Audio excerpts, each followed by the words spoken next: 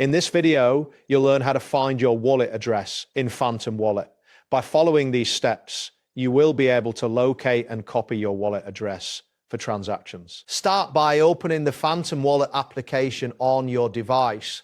Ensure that you have the app installed and that you are on the home screen, which displays your wallet balance and recent transactions. Next, look for the button labeled Receive. This button is located next to the send and swap options on the home screen. Clicking Receive will take you to the section where you can view your wallet address. After you click Receive, you will be prompted to select the network you wish to use. Options typically include Solana, Ethereum, or Bitcoin. Choose the appropriate network by tapping on it, and the interface will update accordingly. Once you've selected the network, your wallet address will be displayed prominently on the screen.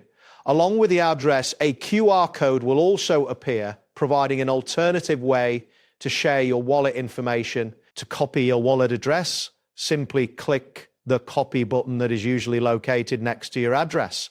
After clicking, you should see a confirmation message indicating that the address has been copied to your clipboard, allowing you to paste it wherever needed. That wraps up today's guide. Thanks for watching, and catch you in the next tutorial.